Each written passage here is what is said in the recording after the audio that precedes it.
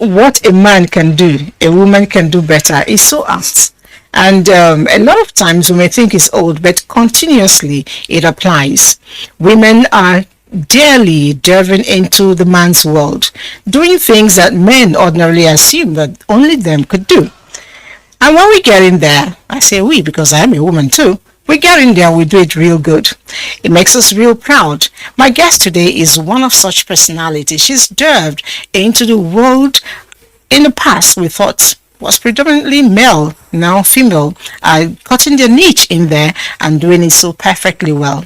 My name is Elizabeth Abai and the program is The Woman. We'll be right back.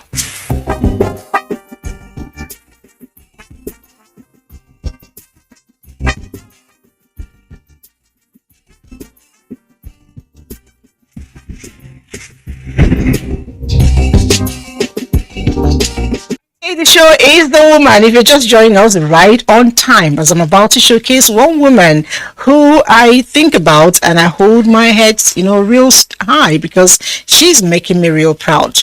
Ordinarily, one would think that if you are in the world of engineering, precisely aeronautics, and you cease to be certain parts of you will cease to be a woman, but she's a total woman because she's a mother and has done so wonderfully well. But very importantly for me here, she is the MD of the Nigerian Communication Satellite Limited, what we know as NICOMSAT, and she's been there since 2014 doing amazingly well. She's also a member of American Institute of Aeronautics and Astronautic Federation, and she's a whole lot of things put together. I don't want to empty it all at once, but as the show goes on, you'll get to find out what makes her really thick. Join me as I welcome Dr. Abimbola Alale.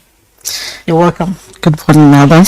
When we talk about women who are in engineering, women who are doing things men do very well and assume is their domain, we tend to think, okay, we're going to see this very masculine, woman, man-woman kind of a person. But here you are, looking very pretty and all female. I don't know. It's your blessing. Thank you very much. You look very pretty yourself. Oh, thank you too. Now, as a woman, there were so many courses available for you to take on. I'm wondering, why did you choose this? What was the push? What was the propelling or pivot, so to speak? Let's say it's like a childhood dream. Following the space was the one that I was very intrigued with the stars, the moon, and outer space. So basically, I've always seen it very fascinating to me. I found, outer space in the night, looking at the stars. Is it a lot of moonlight stories and all that? Yeah, during that time, that was when they were telling us that you could see very powerful people in the moon, like Awolowo. So I just used to guess, where is this man?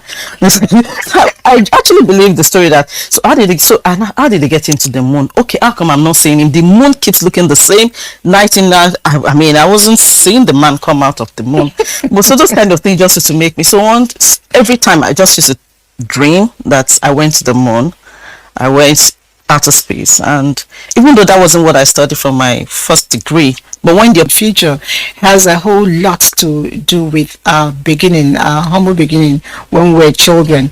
And I know that you've been the MD of NICOMSAT since 2014, but I also know that before then you were the project secretary when it was just considered as a project. At that point, I'd like to know, did you ever think that you assumed that position? No, I never thought so, because we're just doing what we wanted to. We were fascinated by this, we could make it happen because it was first in Nigeria.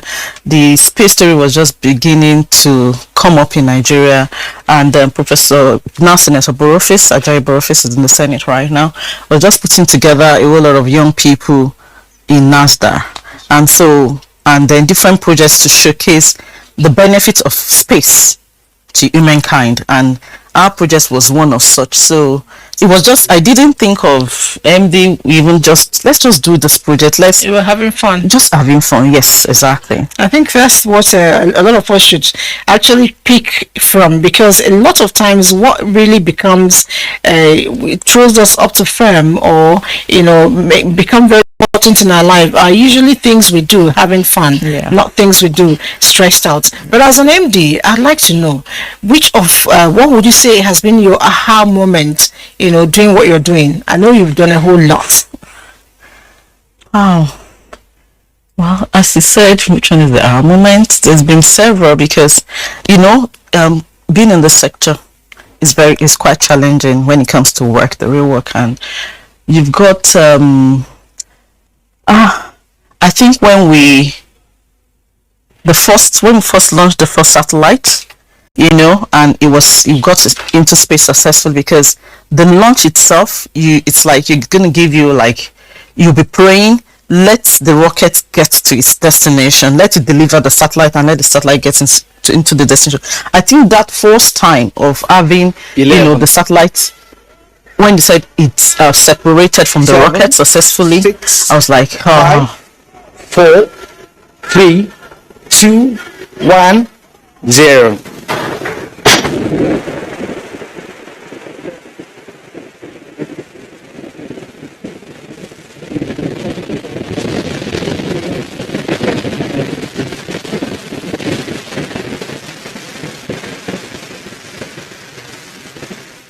Those Where? of us who were even watching in the house, it was big news for us. I remember I was glued to the TV. When it opened up, I was very happy. So I'm wondering about you. So go ahead. So it's like you're praying, you're excited. There's so much different kinds of feelings. You're afraid that the rocket might blow up, then your project is going to be declared a failure instantly. So many things. You're waiting with different laws and different liabilities hanging over your head, because it's got to do with a whole lot of international liabilities. We took people to witness the launch. That's on one side, because if anything happens to anybody on launch side, you are liable. If anything happens to the satellite, the rocket, where it's going to fall, if it so happens that there's an accident and people are affected, it's also liability. So, and then of course declaring the project a failure at launch. Yes, we did have like a technical glitch in 2018, after the 18 months after the satellite, but it was confident that that didn't happen at the beginning. And we knew also that it was also due to technical, not just technical, but was due to atmospheric incidents, because after the time we lost our satellite, over 11 other satellites were affected by solar flares in space. It wasn't just Nigeria that lost a satellite at that point, but 11, even including the US. But the difference was that they have so many other satellites in their fleet, so they didn't feel the loss. But unlike Nigeria, with just one, and just entering that arena, not so many people were enlightened about the risk in the sector. But it's just one of those things. I haven't schooled in this area. I haven't known the risk personally. I don't understand, but not other people will understand that kind of risk. But the next moment was when we now launched replacement satellite, and it's been 9 years in space now. Thankfully, it's functioning well. We're coping and trying to gain back our customer confidence and all that. That's good. It's amazing. 9 years and still counting. It will continue to work. Amen. Now, you Thank talked you. about risk, and my mind went bah, bah, bah, bah, bah. As a woman in this particular world. I'm not sure I want to be you, actually. But there could be other young people there who may want to do what you're doing. What risks are there for them? I'm talking of the industry risk now, because that's a business risk. Yeah. The risk I mentioned was in terms of business risk. So as with any other profession, you have risk. Even yours, that it's fun because everybody sees you on the TV, beautiful woman, having fun. I'm sure you do have some. You could be expecting, a guest. God forbid something happened and the way the guest never come And in. when is a life situation? Exactly. So that is also a risk. You could be expecting any of your cameramen, or something happened before you go, as fire incident. So risk, we are all surrounded every day. Every moment is risk. So I would say to any young person, whatever you find passion doing, do it, because there's risk in every single profession. Okay. So do it and be happy. Enjoy yourself. Like you rightly noted, we are successful when we're doing things we actually enjoy doing. It's not those things we put that if it's too much competition, you're not going to enjoy yourself, and there's no point doing anything you are not enjoying yourself. It's like, it's going to be like labor, like you're slaving. So for me, any young person, actually we've been encouraging young ladies through various programs, and even internationally in space sector, we want more ladies in this sector. So we just encourage them to have fun. There's so many programs, associated with in the industry. So many fun activities while you're doing, they tell you be very innovative while you're having fun, So there's everywhere there's risk. So I want young people not to fear anything, because we are surrounded by risk. Definitely, life itself is a risk. Yes, but then life is fun too. Depending on its age, you want to flee for yourself. Exactly. Okay. Now you talked about encouraging young women to come in. I'm wondering, do you personally do any kind of mentorship? Because your job really does require a lot of that for people to come in, especially young women. From time to time, we have associations. I have people in house in Nigerian side itself, and we're also members with people in the other space sector like NASDA. So whenever they organize the program, of course, I do have career day talk. When they come around, ICT girls, everything. So I need to, even as a leader, as a mother, I need to come out from time to time to talk to the young ones. So I must do personal, and everybody that is working with me, no matter your field, because there's something we call intercultural and interprofession. Everything is linked. I can't just be by myself. I mean, you are a media person, I'm here with you. So in my own organization, so I do have even media, anybody, any kind of profession that you find yourself working with, you need to always mentor them. All right. In the course of doing that, you have, I know some young people who've gone through you and spoken well of you, but I'd like to know, what do you think they find as a challenge really being in your kind of field? What draws us back, or what draws them back? I don't think I'm that young, am I? I don't think so. Okay, so what draws them back from really towing the line?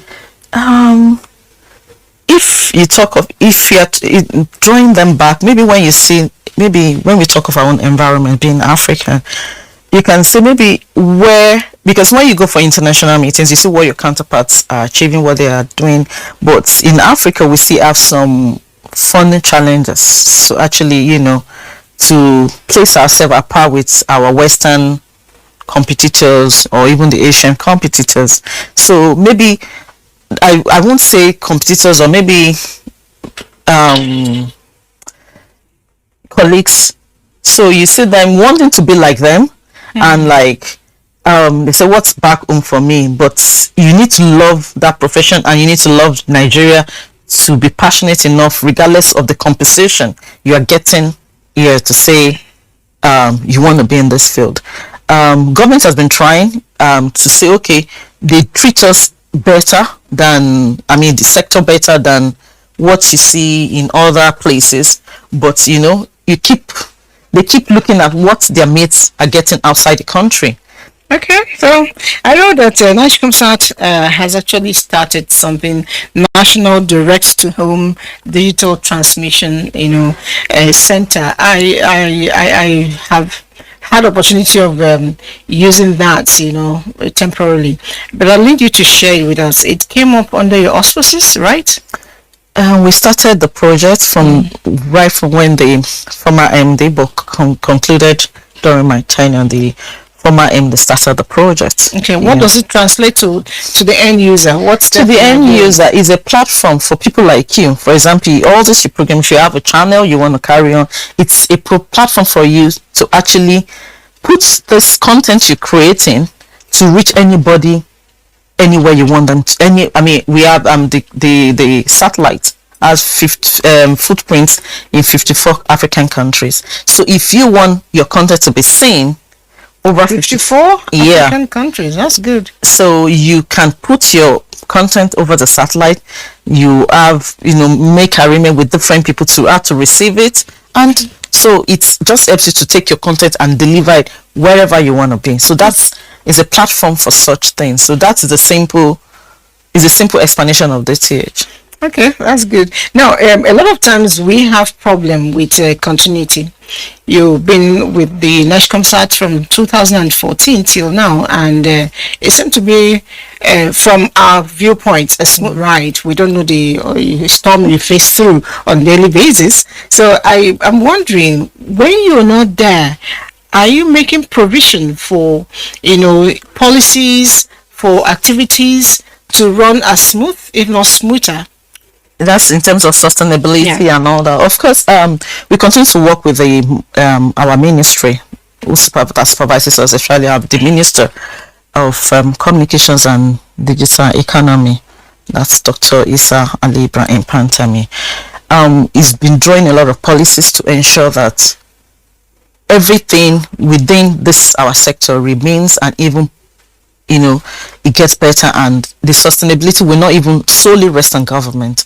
Recently approved like a subsidiary companies to be formed out of NIGECOMSA, and so when you talk of the DTH aspect, which is broadcasting, is gone into that sub-service so that it can partner with the private sector to deliver services, earn more money, be more agile in its business decisions and services to customers.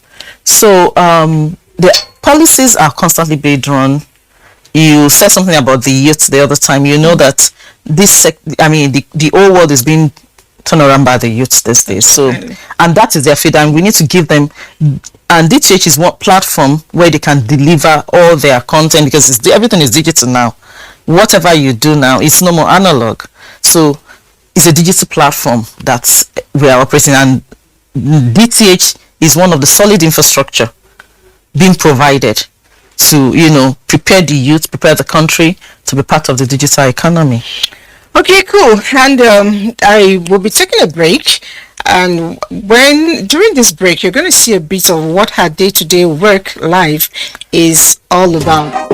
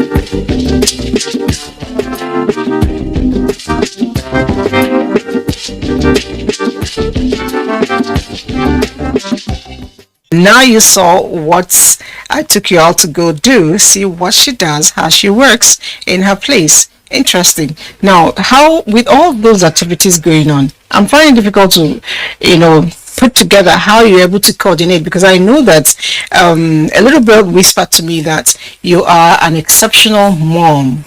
You have several, in fact, battalion of children, and most of them are not even yours, but you have adopted them directly or indirectly, and you've been such a wonderful mom to all of them. How do you combine your home front and your office front? Part of the work, I think I've got very able assistant, because you can't do it alone. Definitely. Our work, I've got very good team. My team, they are very super.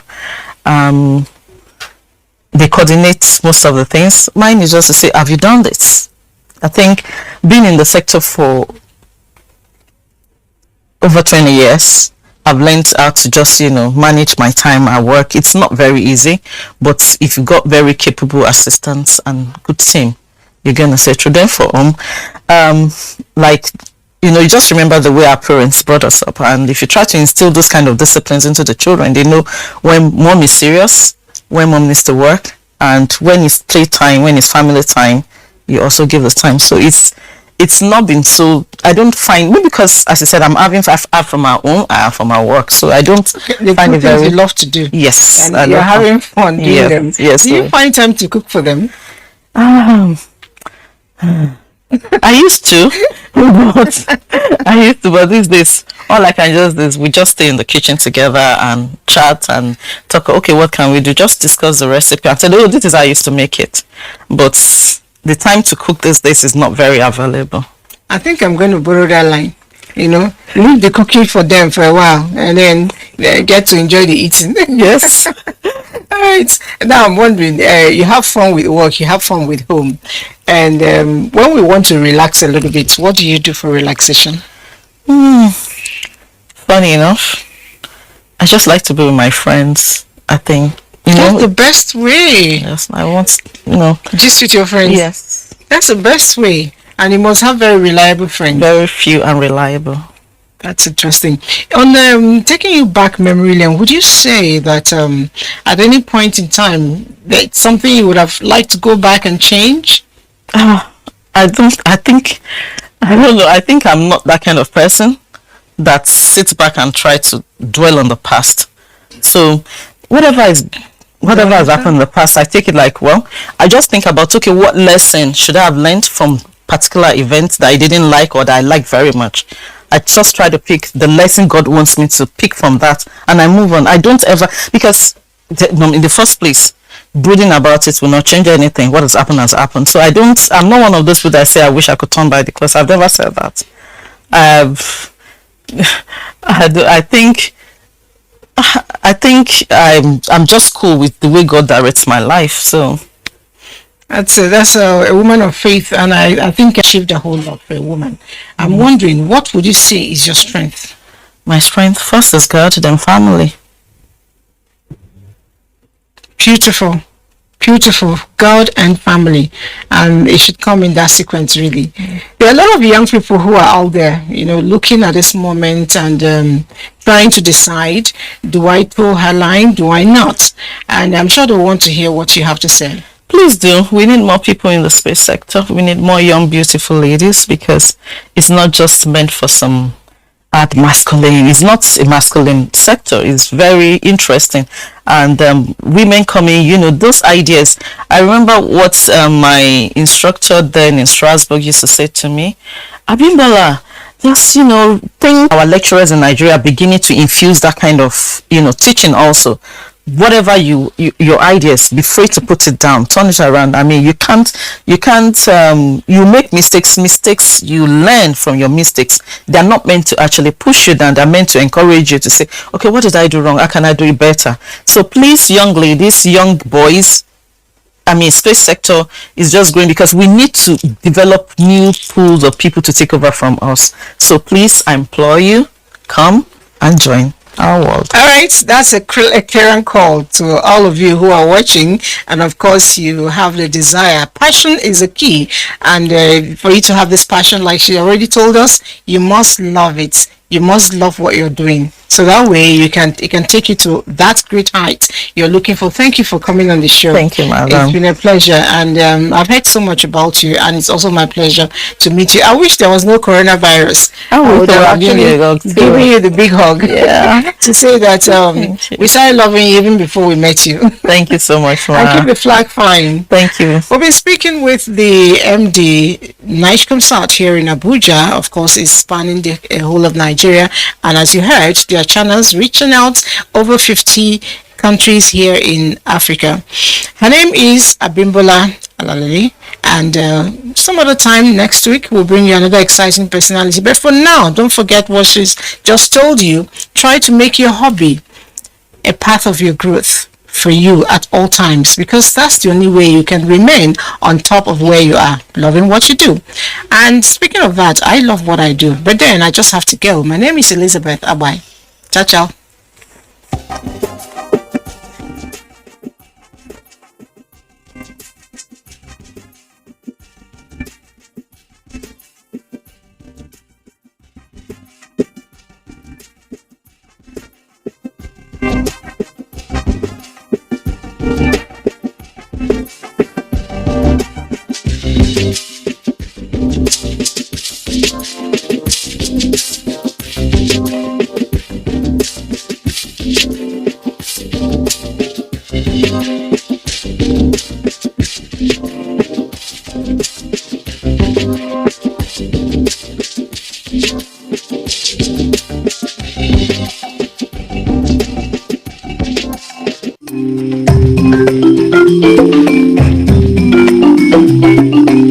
Did you get to see the way Kelly Mabadu pulled this? Don't forget to send in your messages.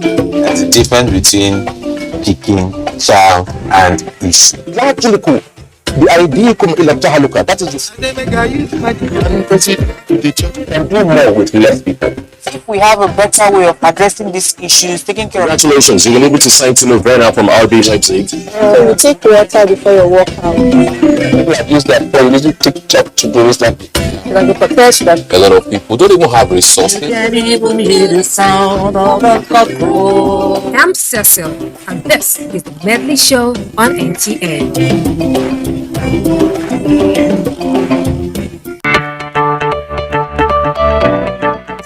And welcome to another amazing edition of your weekend. I'm telling you, oh, it has to be heat, and it has to be steamy, it has to be hot, but we decided that, somebody has to tell a story that is family oriented. I got you all to fight you. Welcome to another edition of Talking Movie. It's the news everyone ever cared about.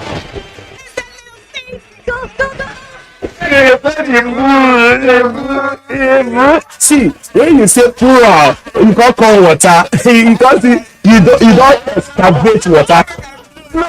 This is the #1 program, Gallery.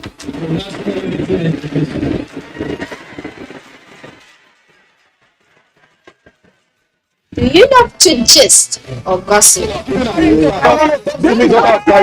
marriage is it is extremely wrong. And we cannot take it. Hello everyone, welcome to another exciting episode of Whip and Grill.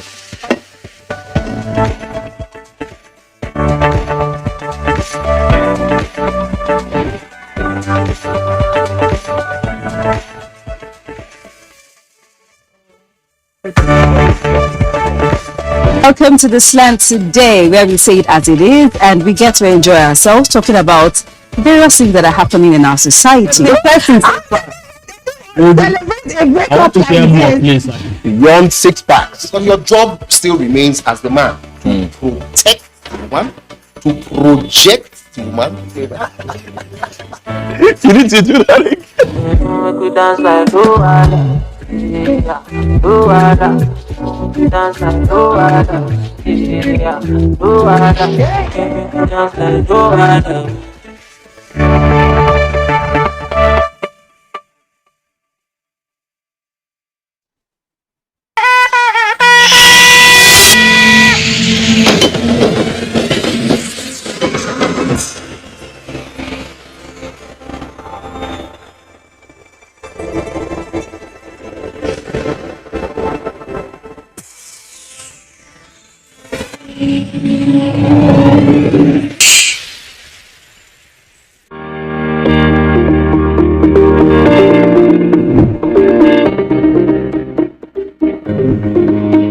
Data to level plant along Adiabo substation in Calabar. Work is ongoing to restore power supply to the affected parts of the states.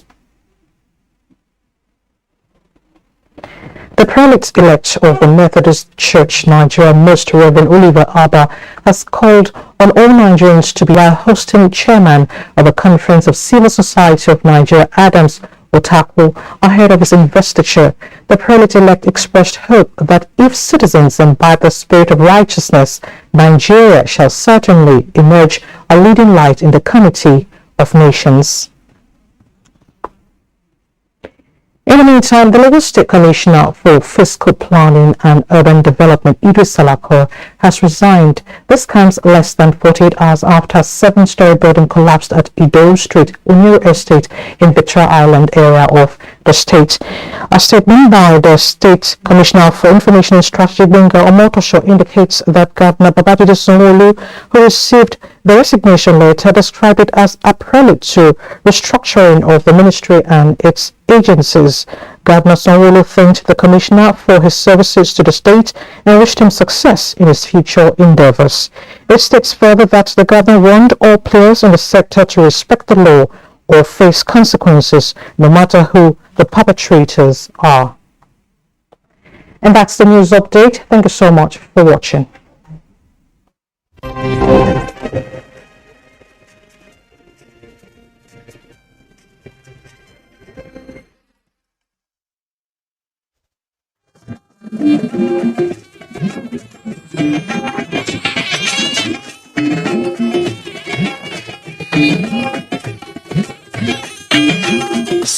This is the network service of the NTA.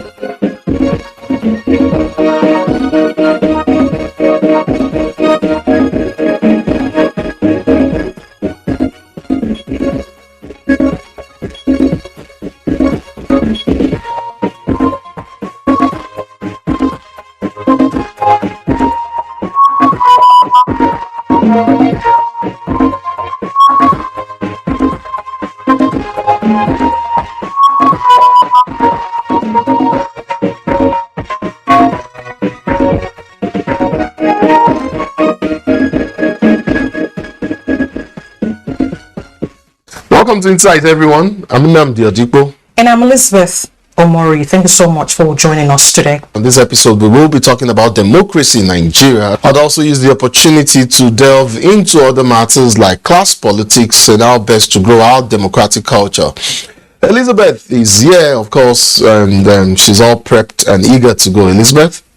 Well, away from our political matters, we'll be talking about infanticide. Ending infanticide in Nigeria, because we observed that certain cultures still practice this. That's fascinating, and of course it will be interesting to see how we can end that practice in Nigeria. Let's get started. I'm fascinated with the discourse on national monuments and assets and how much is being done to preserve and stand the language issue. We have turned English to become like a pride value in our own cultural values. Transfer.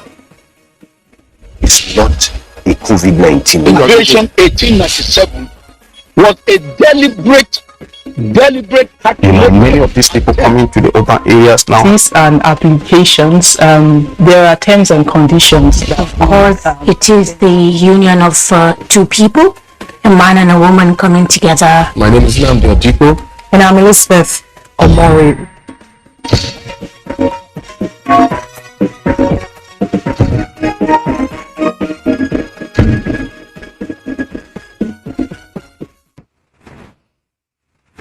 I'll get straight into it and introduce my guest for this conversation on democracy in Nigeria, how far and how well. Professor Patu Tommy joins me from Lagos. He is the chairman coalition of political parties, that is the so-called third force. I wonder, Professor Tommy, what is the status of the third force?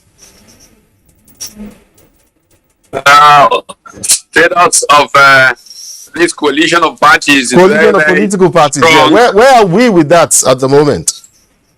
We are in the stage where we have some candidates who are going to be collaborating, and in the end, there will be a coming together of some of the candidates. Great, wonderful. We'll see how that goes. Of course, Professor Tom is joining us from Lagos. I also have Dr. Emmanuel Ozigi, the public and policy analyst with bias in financial economy. Dr. Ozigi, I know you're in Abuja, somewhere in Abuja. How are you today?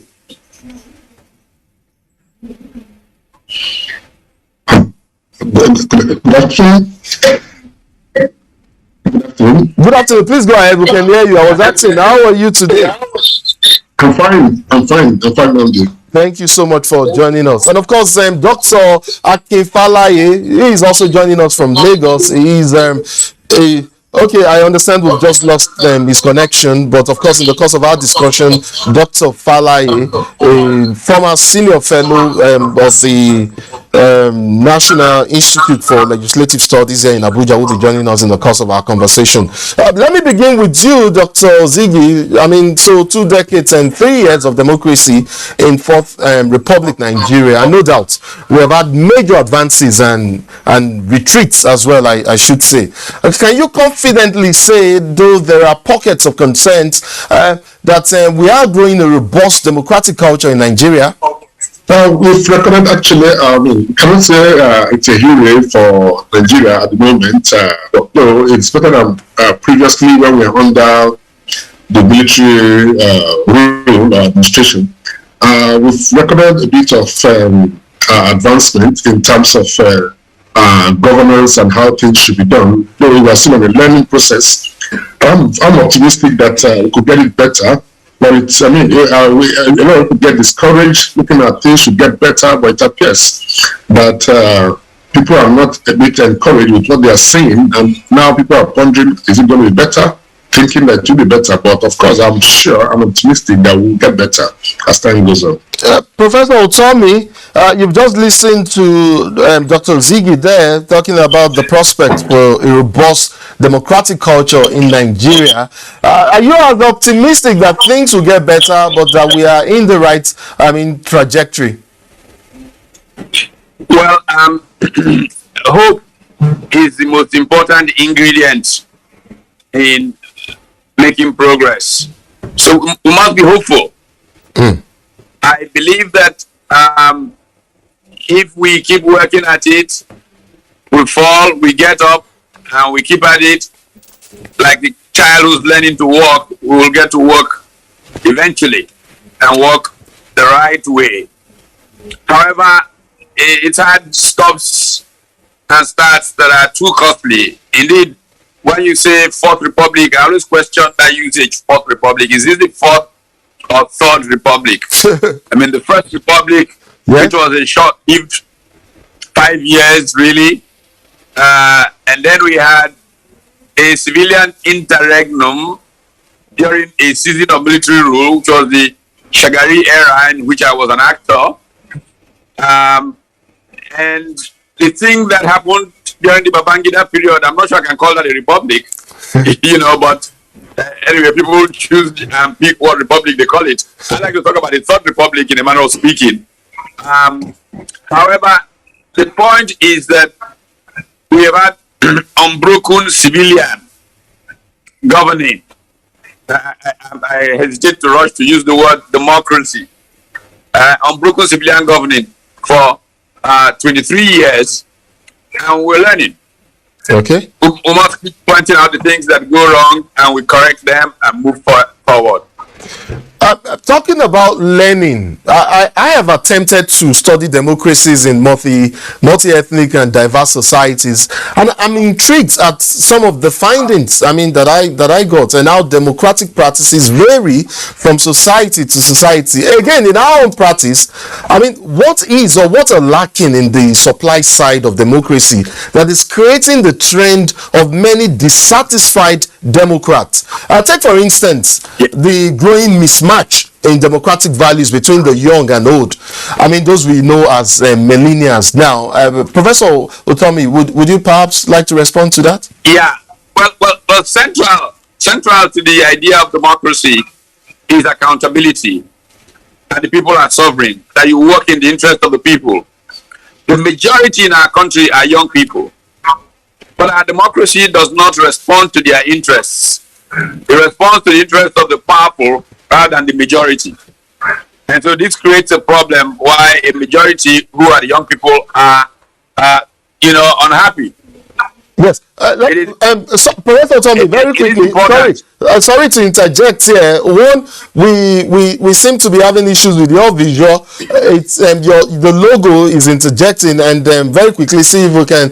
While we try to adjust that, can we also very quickly admit Dr. Falaye from Lagos? I understand he's also standing by, waiting for us to admit him. Okay, great. Yes, Professor Tommy, please continue. Okay, so what I was saying is, but we still can't see your face. Democracy is about accountability. Okay, you're back now. We can see you now. Right. Democracy is about accountability, and in being accountable, you look at the interests of the people, the majority of the people, and how you serve that well. In our democracy, there is a disconnect. The powerful are usually not the majority, and this is a function of state capture. And the way that our democracy has evolved. So what we need is to reconnect to the people and have a true government of the people, for the people, by the people. Unfortunately, what tends to happen a lot is that we have a government of politicians, for politicians, by politicians. And it gets compounded when money becomes the dominant factor in deciding how we select our leaders, as we saw in the recent conventions of political parties.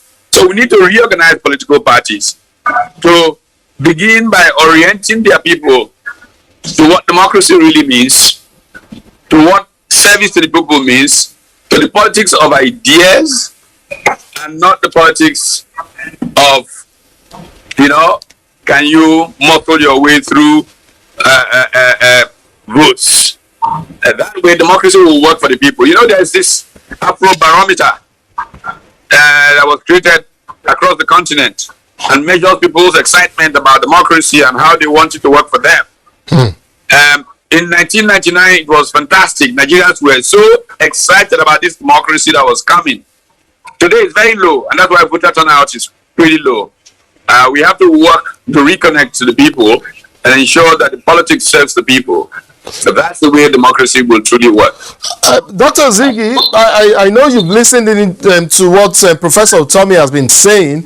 Do you perhaps, by chance, agree, or do you differ in your opinion on this issue? The mismatch and disconnect between different strata of the Nigerian population, and where we're having dissatisfied Democrats, I should say. Actually, I have just add to Professor Tommy's assertion, because you can see people are dissatisfied in the sense that it's becoming more of money politics. People are actually interested or qualified to run for government or run for governance position. Find it difficult to gain access because it's already blocked by those who have access to fund and to dispose this fund at will without care. People who are actually qualified cannot do that because they find that they don't have an opportunity to even enter. They have an opportunity to even know what to do because they've been pushed out, they've been locked out. And that's why we are seeing a lot of dissatisfaction from the political point of politicians who are actually qualified to do or to occupy position. And to a large extent, I will agree with Prof that people are dissatisfied because there's that strata, social strata or monetary arrangements that find it difficult to demand electorate to say, look, that instead of getting better, we'll get worse for it. Do we have Dr. Falaye online at this time? Oh, joins us from Lagos. But even when I want to overlook the fact that ethnic politics is pervasive in Nigeria, I mean, events and emerging trends are often quick to remind me that we indeed still have that challenge on our hands. So aside the 1993 elections, maybe some would say voting along ethnic and religious leanings are noticeable attributes of elections in Nigeria. How can accountable governance assist to reverse that trend and play up the imperatives for democracy and development simultaneously, rather than ethnic politics? Professor Tommy. Yeah, well, when political parties have a very clear vision of the world they want to create, and socialize those who are joining them to be able to operationalize that vision. Sometimes we call it an ideology and all kinds of things. What we're going to have is people who are, steeped in identity politics, cluster around people that they can identify with.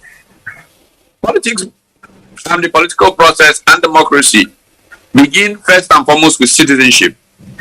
And citizens are people who engage in rational public conversation about what's the greater good of society, in spite of whatever their different interests may be.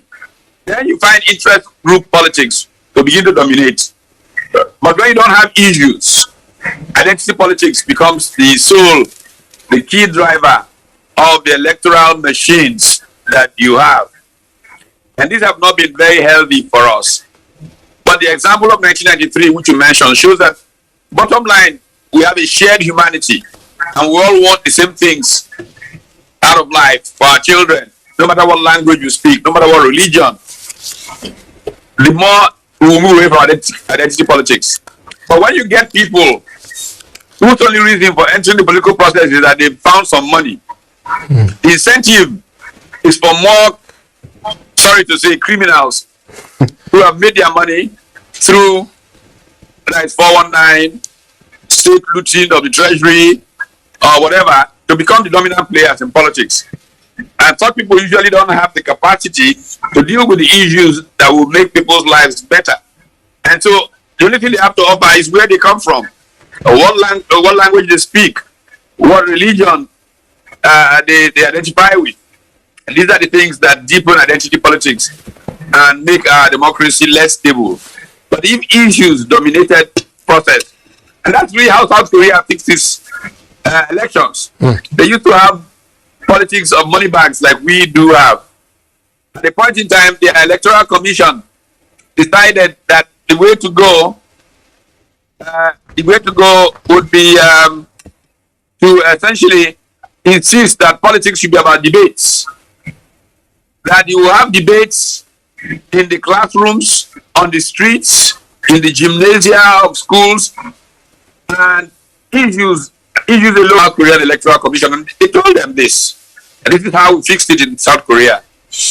And I've been trying to challenge the system to do that. Insist that before anybody goes to an election, he must go through a series of debates. That way the process will weed out those who have no idea about what to do with public life. Professor Tommy, you and I will talk a bit more on the selection process and criteria, but then let me quickly bring in Dr. Ziggy here, if you're there, Dr. Ziggy. So I know you have you're likely to have a strong opinion on the leadership, selection process in Nigeria. The current process has been highly criticized by some notable Nigerians, not so quite electoral process, despite recent reforms, in the sector, that the criteria for candidate selection are just not expansive enough to throw up perhaps the best leaders, and in terms of both elective and appointive positions. Yes, I quite agree with Prof. because when you look at the recent that happened, someone just called me from Accra after the primaries and said, "Oh, when will your country stop this money politics? When will you get it right?" And I was I was a bit embarrassed because when you see people who are actually, I'm not saying people who have the money that are contesting are not eligible. They are eligible. You see, the issue. We are looking at it's no longer issue based. It's now money based politics. And you see people who are actually qualified or eligible, who have something to say, just like if I'm a quote Prof, those who can deliver, those who are able, who have the capacity to deliver what governance is all about. It's very difficult to gain entrance. And the moment, because they don't have the resources or the money, quote unquote, as Prof said, looted funds of money stolen and now displaying it publicly to buy up votes.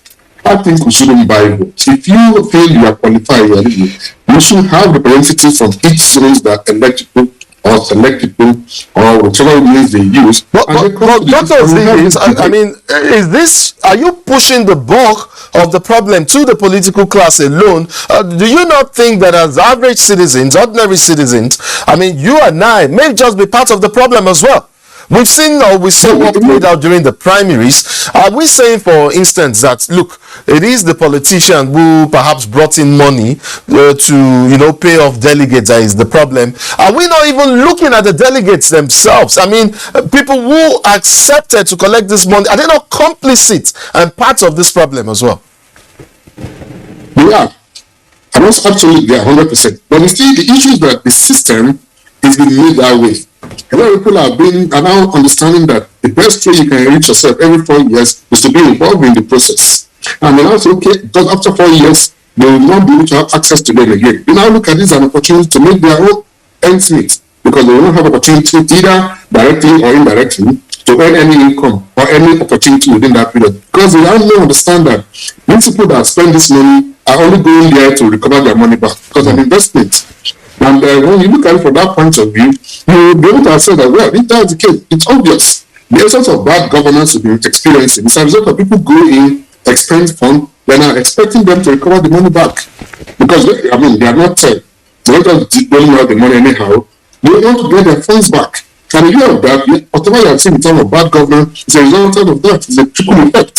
So, as individuals or the electorate, they've lost confidence in governance, and as a result of the fact that they are not sure, and that the system has made the way that it's institutionalized poverty, or they prevent them so that the only opportunities for them to have access during processes like this. So, I apart from the fact that I'm looking at it from the electorate point of view. Even the political class have used it as a strategy to weed out people who can actually deliver. They now come in with few people that they've just displayed. Some of them are window dressed. But I'm not going into that. But the key issue is that our political system is still money-based.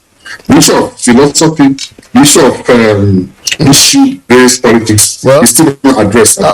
Money apparently is the albatross of politics in Nigeria. It will seem at the moment, if you have money, it can make you. Without money, you may just, with your ideas, remain where you are. But of course, that's part of why, that's why we're having this conversation. And yet again, Professor Utomi, there is the matter of the integrity of our electoral process and the infusion, for instance, of the biometrics voting features into the system, which is now officially backed by law.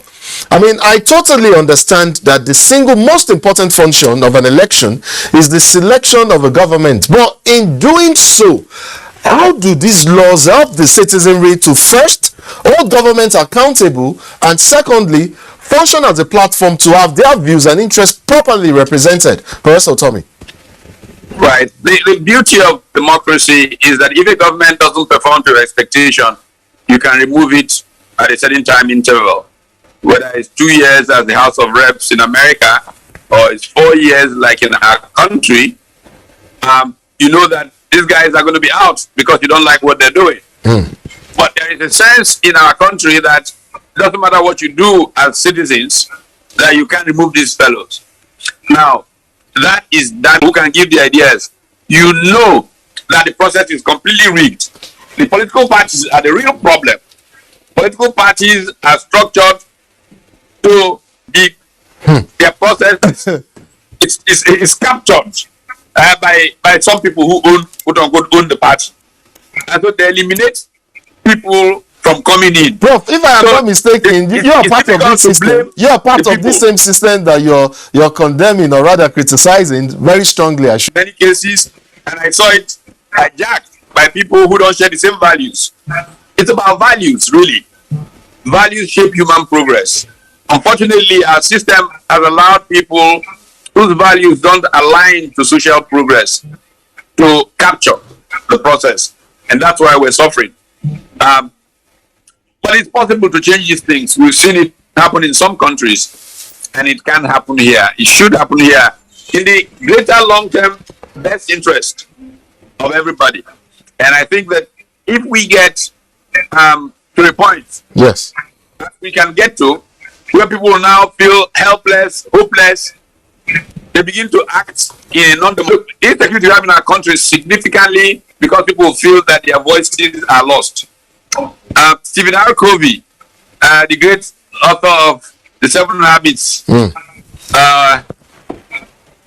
tells you that the 8th habit, or the great habit of the 21st century, is helping people find their voice. When democracy does not work for the people, and they feel that they don't have a voice, and judiciary that stands firm against abuses of power and executive overreach where election results, for instance, were annulled due to misconduct and irregularities in the processes leading to the outcome, of course. How important is an independent...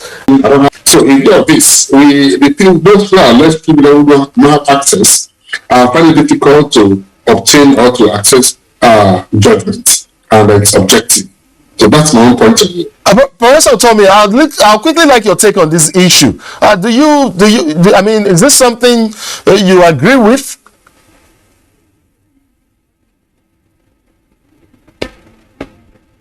Professor Tommy? Do we still have Professor Tommy with us? I'm very much with you. Sorry. Yes, please. Professor Ozigi just responded. Yes, please go ahead. Well, you know, the thing about the judiciary is that a system of checks and balances is critical to democracy. The judiciary is supposed to be a major check. The branch and vice versa.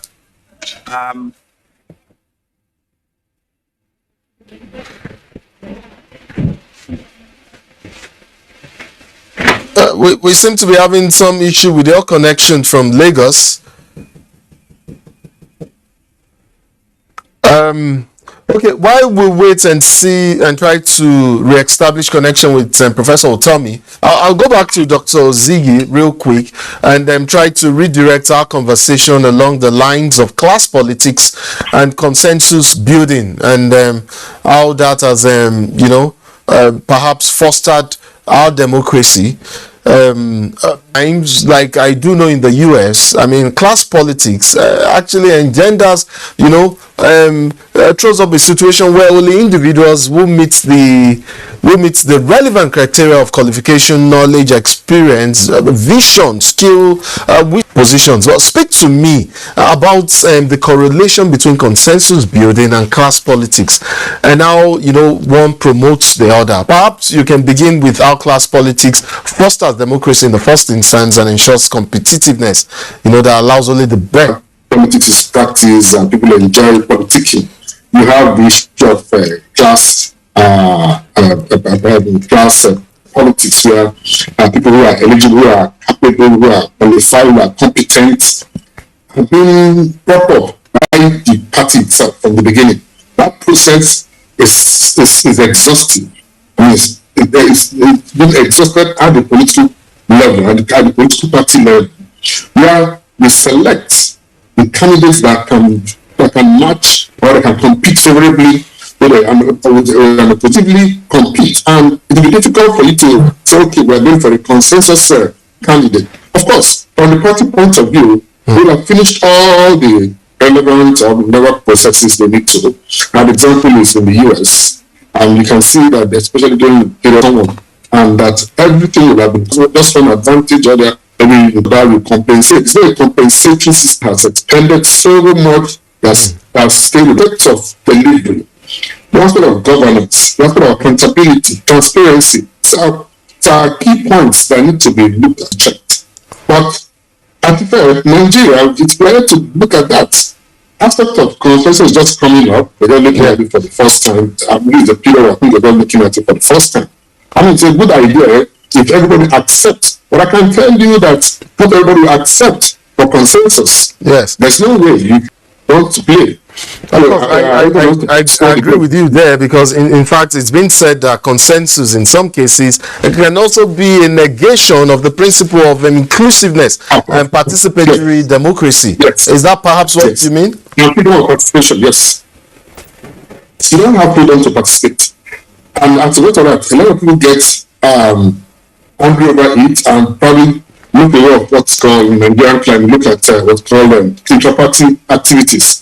Now you're in a party, but your allegiance is to the other party because you feel the other party is accepting your idea or your philosophy. So this party where you intend to maybe showcase your strength, your capacity, actually because of certain class and certain exclusion strategy, you're excluded.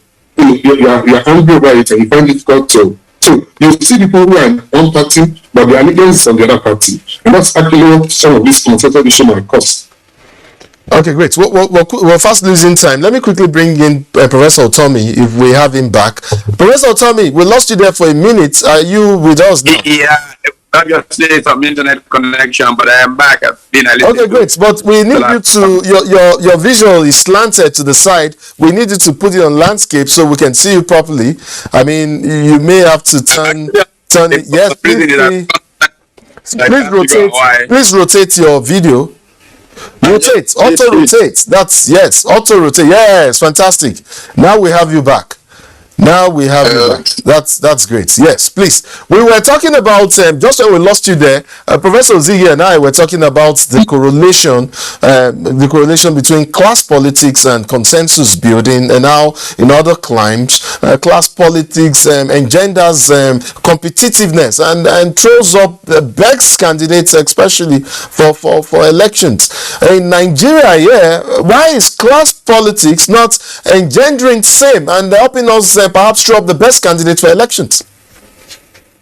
Well, because the crystallization of classes is still in a very infant stage. I mean, Larry Diamond, in his book on the death of the First Republic, essentially looks at ethnicity, class, and political parties in Nigeria, who were an early rudimentary formation of class interests.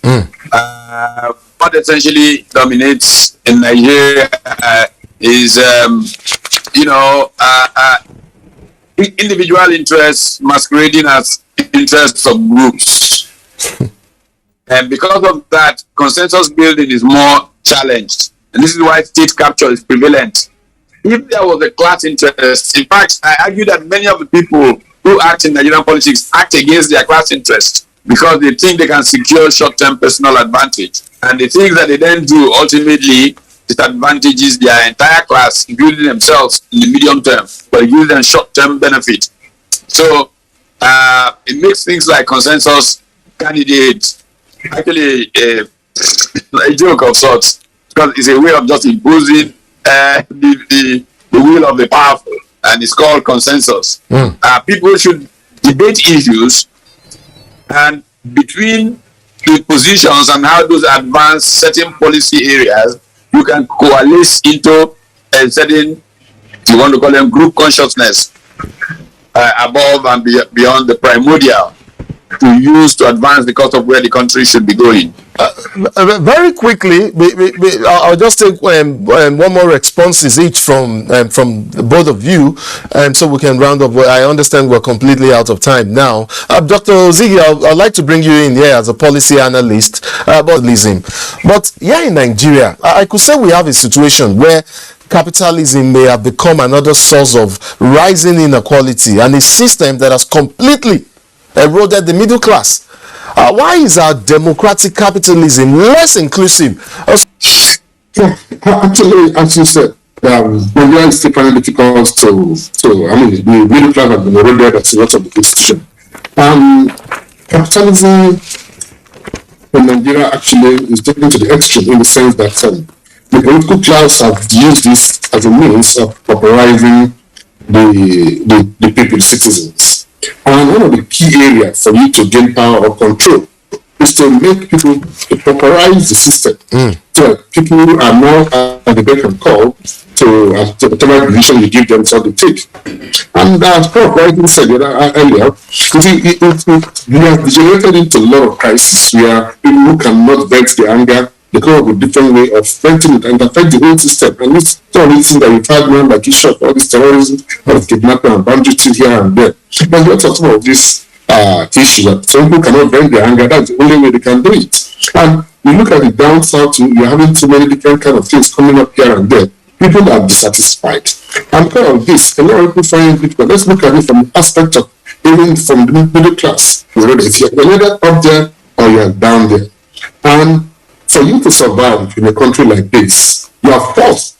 It's a force. So you say the capitalism, the system, the politicians are using in Nigeria actually erodes any form of inclusiveness. Well, let's quickly round off our conversation. We are you have. They're not capitalists. If they are capitalists, you see 100 people. Usually, by the time a man gets very rich through creative destruction, through real capitalism, you will see thousands of jobs which will create that. We don't have capitalists here. We have people who, because of connection to government, have extracted ranks and have a lot of money, buy private jets, but they are creating no value in society. In normal democracies, the first issue to be discussed is job creation, interest rates, and stuff like that facilitates the better life for most of the citizens. But also, Tommy, unfortunately, we're out of time. We've struggled a bit with your internet connection from Lagos, but I think we've been able to glean quite a significant, some significant bit from your thoughts on this matter. I mean, they've been quite profound. I would like to thank you so much for coming on Insight. Of course, Dr. Emmanuel Ozigi, public and policy analyst, financial economist as well. I'd also like to thank you so much for coming on Insight.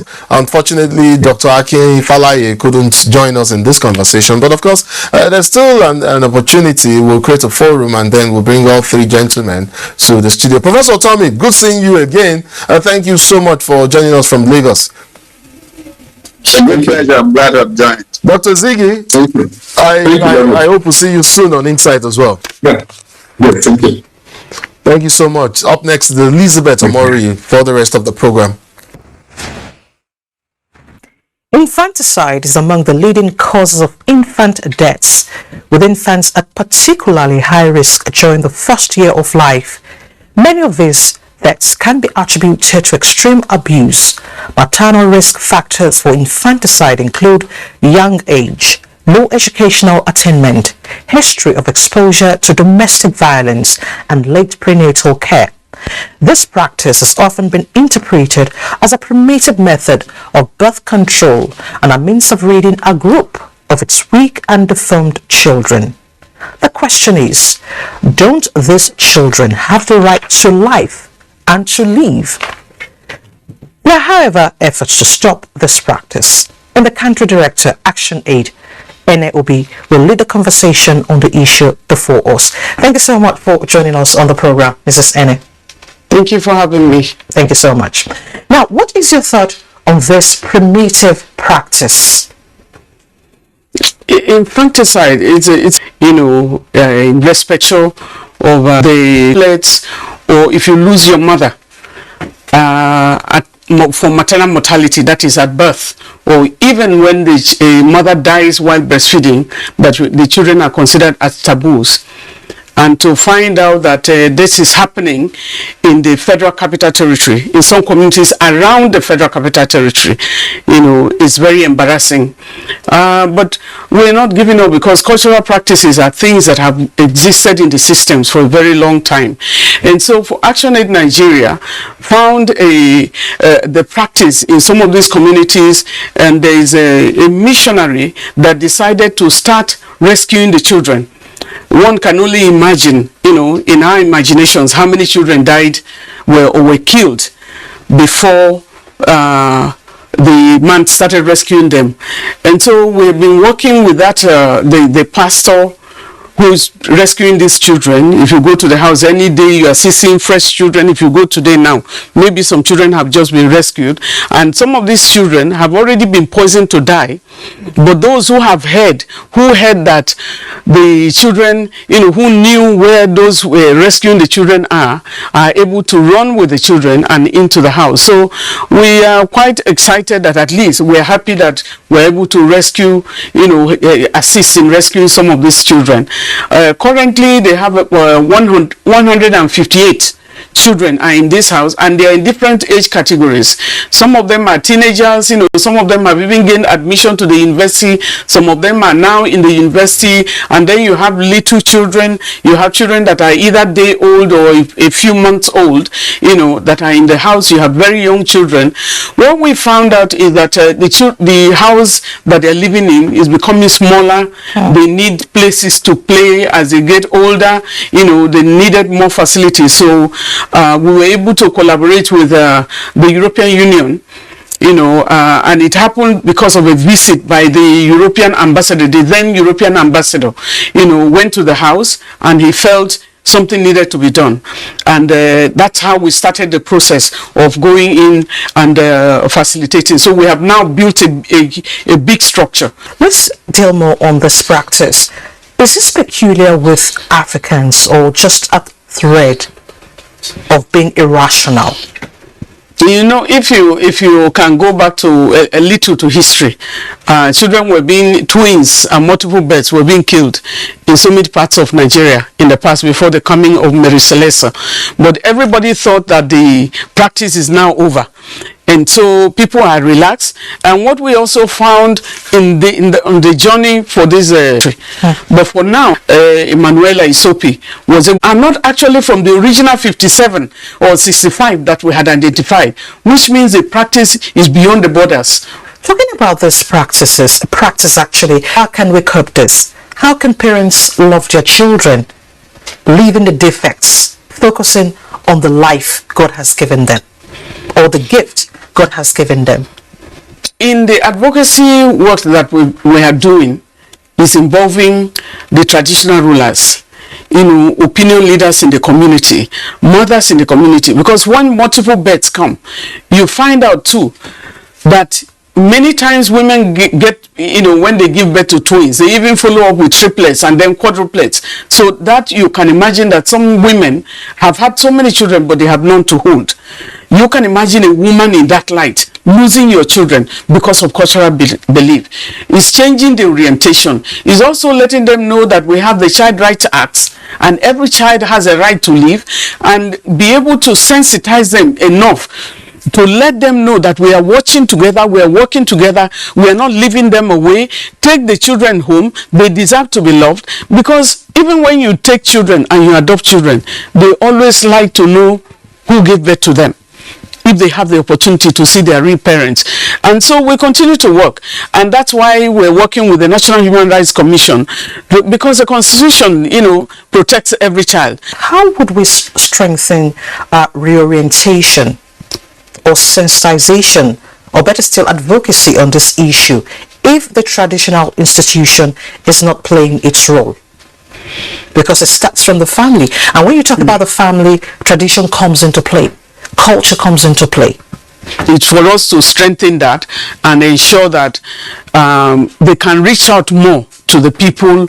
The political leaders ought to be involved. If you are there as a human being to see these children, lovely children, that their parents don't want them, it's shocking to the core. But again, we have to gradually try to see what we can do for them. Let me take you on the role of the government this time around. What role should the government be playing to ensure that we reduce the number of children we have in that home? Because it will be our joy, and I think your joy as well, when the numbers or children with disability are also part of the children that are in this category, and you find them in the home as well. Where they took these children from, you can't even take them to school there, because if you take them to school, they are not, other children will leave the class, because these children are considered evil. But we are changing that orientation, and we hope that at the end of the day, more children leave the home, that edifice will be changed to something else, and not taking children who are being born, who are being discriminated against. Children deserve to be loved, and that discrimination must stop, and the Child Rights Act is in force. That's why we're having Human Rights Commission, and other aspects are involved, that even when you take them home, we still monitor these children to see that no harm comes to them. And we're working in collaboration with the police as well, and we are grateful to them so far. And so the next level is, how do we sustain?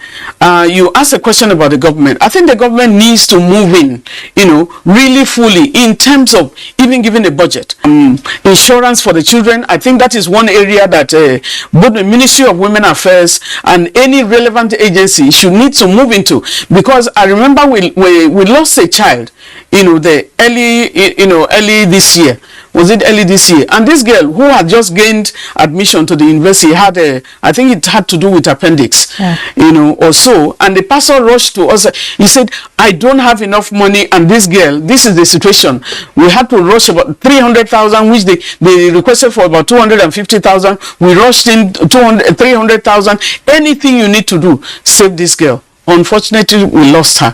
I think it's really great that we're having so many Nigerians that are putting their hands, and there is a lot that we can do, and so much more can be done.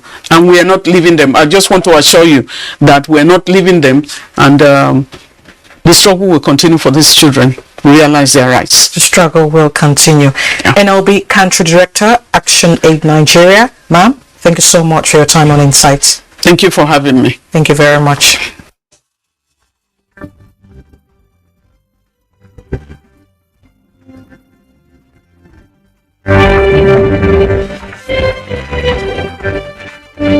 Amina Mohammed, Ngozi Okonjo-Iweala. Agencies and stakeholders to proactively tackle these challenges. Women in most countries of the world constitute about 50% of registered voters. Like 360. Chidi Okrafo. For Deadline 360. In Lagos, Michael Olaleye. Reporting for Deadline 360. I am Omosola Omojola. Thanks for tuning in to Deadline 360.